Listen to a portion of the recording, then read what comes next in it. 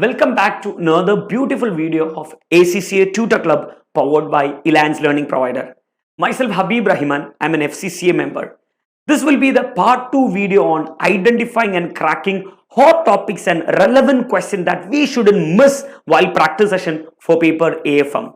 In part 1, we already identified and discussed hot topic advanced investment appraisal, and we already listed and quickly discussed the relevant questions that we shouldn't miss. In this part 2 video, we are focusing another important hot topic, mergers and acquisition. What are the sub parts we should consider and what are the relevant questions and in which session it is asked.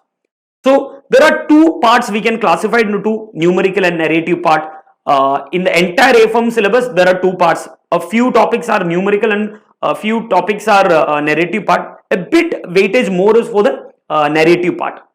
So number one is one of the favorite or one of the very frequently asked question from this module is identifying or calculating the additional value created through a merger or acquisition. So how we will calculate an additional value? It is nothing but the difference between the post-acquisition equity value and pre-acquisition equity value. So it says for calculation of additional value through combination, first of all, we have to calculate equity value or valuation of equity for both pre-acquisition companies and combined post-acquisition companies. There are a lot of methods available in our syllabus on identifying valuation of equity. The most favorable or mostly tested valuation methods by the AFM examiners are: number one is market capitalization, number two is P ratio, and number three is free cash flow based valuation. Market capitalization, superb easy. It is for listed company. For listed companies, they will be having their own listed price at any point of time, just multiplied with the number of shares. So market capitalization method, valuation of equity is equal to the listed share price into number of shares.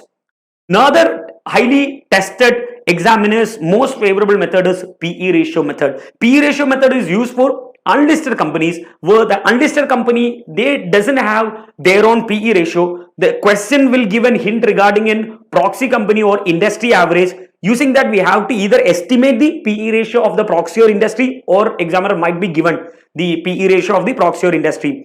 Take it, there will be some hints. The PE ratio of our company will be less than or greater than the proxy company's PE ratio. Calculate our adjusted PE ratio and multiply that adjusted PE ratio with earnings in order to get valuation of equity. So under PE ratio method, how we will estimate the valuation of equity? Valuation of equity is equal to that adjusted PE ratio multiplied by the earnings. Earnings means after tax, profit after tax and preference dividend if any.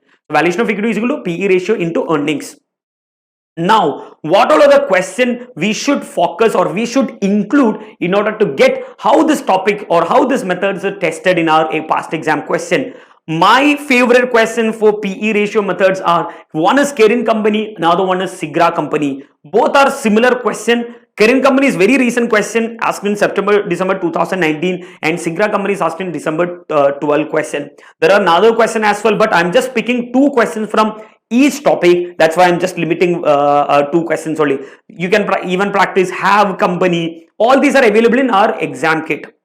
Now, I said market capitalization, one of the easiest and frequently tested method. Another one is PE ratio. Again, it is easy method. The third one, examiner's favorite, and this is the method which is mostly comes in for 50 marks question. When it was a section A question, see the previous one, Kerin company and Sigra company, I said it is 25 marks questions. But when it comes to free cash flow method or cash flow based valuation, these are tested in 25 marks question as well. But this is mostly tested in section A 50 marks mergers and acquisition question. So I'll just quickly explain what is the concept of cash flow based valuation. We are valuing an asset. It could be a building, it could be a land, it could be a factory. In here we are valuing financial instrument. We have valuation of equity, we have valuation of bond as well, VE and VD. Any instrument, financial instrument, any asset, it's today's market value is calculated under cash flow based method. First of all, we will forecast the future cash flow that could be generated by the asset. We will forecast what is the future cash flow that could be generated by this asset. Mostly for the businesses in a going concern, the future cash flow will be generated for a in perpetual period. So the cash flows are in perpetuity. So we will estimate the future cash flow future cash flow in perpetual basis, we will be having a relevant discounting rate. Future cash flow, relevant discounting rate, we will calculate present value. That present value is nothing but the today's market price. So under cash flow based method, the concept, you have to make sure you are clear with the concept. Current market price is nothing but future cash flow discounted with, sorry, my phone is ringing, I just muted. So future cash flows are discounted with a relevant discounting rate in order to calculate present value. That present value is nothing but the today's market price. What thing is what instrument we are valuing here? We are instrumenting either valuation of equity or valuation of debt. If at all it's a valuation of debt, if at all we invest today in a debt, the future cash flow will be coupon interest and redemption value. If we invest in equity instrument, the future cash flows will be equity or the free cash flow of the firm or equity holder. See, there are two types of cash flow based valuation for valuation of equity. I just quickly say these are actually requires a minimum of 1 to 2 hours to teach you, but I'm assuming you are already learned this topic. I'm just quickly revising this. Okay, so there are two types of valuation methods for valuation of equity. One is for the minority shareholder and other one is for the majority. Minority shareholder, they are just a normal non-controlling interest. They doesn't have any power in that company, so they will every year they will get only dividend. So their valuation is actually based on dividend valuation, which was a very common question for base paper FM. Dividend valuation model here, it is not testing that much. I can say there is no single question, only 1 or 2 questions, very out of 80 or 70 questions available in the exam kit, or one question have just a small calculation regarding dividend valuation. So I'm keeping aside that. Free cash flow based valuation is very tested, especially free cash flow to firm. There are two methods in free cash flow method. One is free cash flow to equity and free cash flow to firm. I'll just quickly explain the difference between both two. Okay, both of them. Free cash flow to equity and free cash flow firm. I'll take here free cash flow to equity and free cash flow firm. Under free cash flow to equity, we have to estimate free cash flow to equity itself. The discounting rate will be KE. Then the present value will be valuation of equity. Free cash flow to equity, KE. Present value is valuation of equity. Under free cash flow method, first of all, we have to estimate free cash flow, but discounting rate is not KE. Here it is WACC, not KE, it is WACC. Free cash flow of the firm discounted with WACC. What the present value is said to be value of the firm. That is not valuation of equity, that is valuation of firm. From the valuation of firm, we have to reduce valuation of debt in order to reach that valuation of equity. So if at all the examiner is asked to calculate free cash flow to firm method, either free cash flow will be directly given or else we have a pro forma in syllabus. Please learn that. Identify the free cash flow to firm, discount with WACC, it is value of the firm, reduce the valuation of debt in order to reach that valuation of equity. Out of these two, again, examiner's favorite free cash flow to equity and free cash flow to firm. Examiner's favorite is free cash flow to firm. To practice this free cash flow to firm, my favorite two questions are Propolis company and Opower company. Propolis company is very recent question asked in December 2022 exam sitting. It is available in CB platform. Another one is Opower company. It is a section A 50 marks question. Other Propolis, Kerin, Sigra, all these are 25 marks question, but Opower is a 50 marks question. Don't miss this two question. Again, I'm giving a healthy warning. These are not the question you just practice. Okay, these are the questions you shouldn't miss in this area. Okay, great. Now moving on to another areas. After calculation valuation of equity in order to reach an additional value, examiner will ask to calculate what is the percentage gain for target company shareholder and predator company shareholder in different offers. Listen. I'll explain. Okay, carefully listen. Predator company is acquiring target company. From whom? From target company shareholder. Predator company is acquiring target company from target company shareholder. So what predator company will offer? They might offer cash. They might offer share. They might offer debt. They might offer cash plus share. They might offer cash plus debt. There are different types of offers. In each offer, what is the percentage gain will be getting to the shareholders of target company, and what is the remainder gain for predator company shareholder. Okay, see, I had a lot of offline session in the daytime. I'm recording this at right now it is 10 p.m. here in India, Kerala. So after delivering a good number of hours in the offline session, my voice is breaking. Hope it is okay for you guys. Please understand struggles of being a teacher. Okay, so where were we? What? Yeah, we have to calculate the gain to the target company shareholder and predator company shareholders from different offers. So to practice that question, do practice Sigra company question and Opower company question. This already I stated. Sigra company is having PE ratio method plus this different offers. Even Opower company also valuation of equity, which is under free cash flow method, plus again this cash offer, share offer, different offers are tested. So please don't miss these questions. Now, after playing the numbers for valuation of equity, now we are moving to the valuation of debt or bond valuation. This is a bit confusing, bit challenge topic. Please do take a proper classes or proper coaching for this area, since it requires a fine tuning from an expert tutor. If at all you are studying self, I have a suggested method for you. There's a technical article available in ACCA website. You can download it and very slowly, step by step, read. Don't miss out any in-between paragraph. Try to solve very slowly that technical article. I guess it is 7 or 8 papers. It's a wonderful technical article. If you are a good reader and if you have that ability of self-reading, definitely you will get understood about the topic. After cracking that or learning the concepts of bond valuation, do practice Toyota company. Beautiful question. Bit challenges there, but still it is a very important question that you must include in your practice session.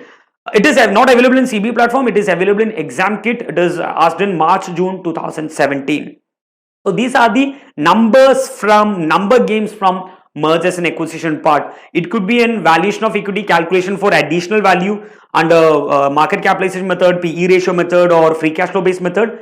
Similarly, a sub question or additional question could be an calculation of percentage gain under different offers, cash offers, share offers. Plus, that question might be having a bond valuation or a debt valuation of debt.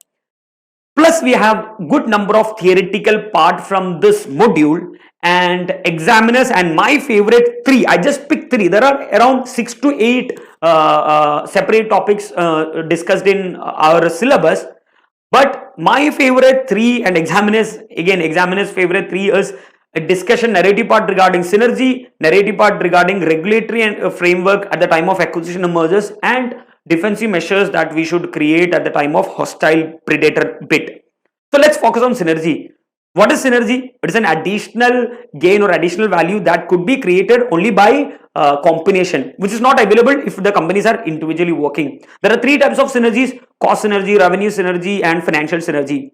So a typical question is, what are the different types of synergy, and identify the relevant synergy from a stated scenario. If you want to practice that, you could practice have company and current company. From have and current company, question A, the sub question A is actually testing this, identifying different types of synergies from a scenario.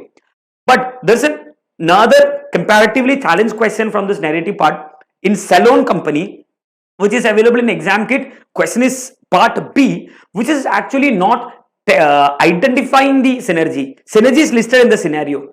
We need to state whether this synergy is going to be achievable, or what is the what likelihood or how guarantee we can say this synergy is going to be achieved from the identifying the stated scenario. So that's a bit a different question from the usual pattern. Normally, whenever a student sees a synergy term in the requirement, they will simply write there are 3 types of synergy: cost synergy, revenue synergy, financial synergy. Instead of writing that, please be aware that examiners is a very tricky guy. Examining team is a very intelligent team.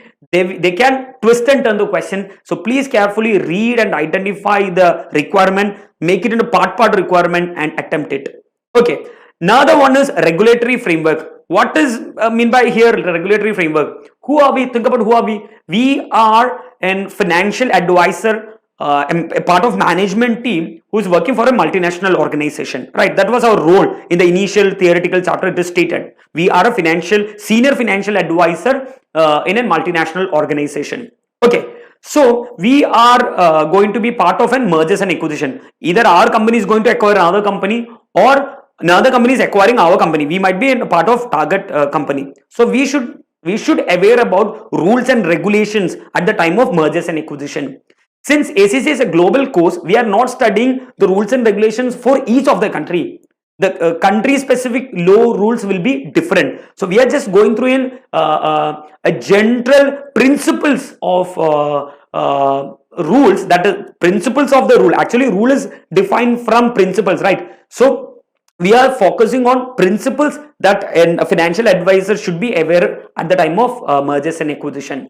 And the final part, what I'm going to discuss in this video for mergers and acquisition, is defenses, creating defenses against hostile bid. See, all acquisition and mergers might not be good for the target company's shareholder. We are while answering this question, we are part of management, or we are financial advisor of the target company. A predator company is going to acquire our company, which is not going to be an positive for our company shareholder. So we have to create some defensive measures. There are a lot of things discussed in our syllabus: pre-bid defensive measures and post-bid defensive measures.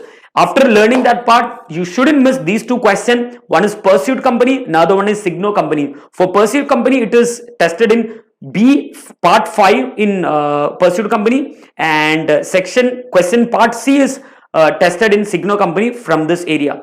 Both are not available in CB platform, which is available only in the exam kits. So please include these topics, these questions as a bare minimum in your practice session. As an end note, I make one more thing. The part 3 video, what it will be? It will be corporate reconstruction. The hot topic will be corporate reconstruction. I will be making bits and parts, and I will map it on what all question you shouldn't miss out to gain a good understanding from that topic. Okay, that will be going to release soon. So make sure that you subscribe this wonderful channel. You guys are going to gain a lot of from this channel. Okay, you can, if at all you want a specific content to be discussed with you guys, you can share your thoughts in comment section as well. Okay, as an end note, I stated in my previous videos also, my end note is this: please don't focus on results, focus on your work, focus on your input. The result will happen, that's an event. Focus on your action. Make a good plan. Identify how many days or how many hours you will be having, considering your working environment, considering your family responsibilities. Schedule it, properly schedule it. The power of scheduling is very much. Okay, if you didn't properly schedule your learning hours, practice hours, this is not going to be happen in a positive manner. So instead of focusing or worrying about what will be my result, just focus on your action. Plan it, schedule it. You guys are going to rock the exams if you follow this. Okay, so all the very best. Wait for part 3 video. I'll be uploading soon. Bye bye, take care.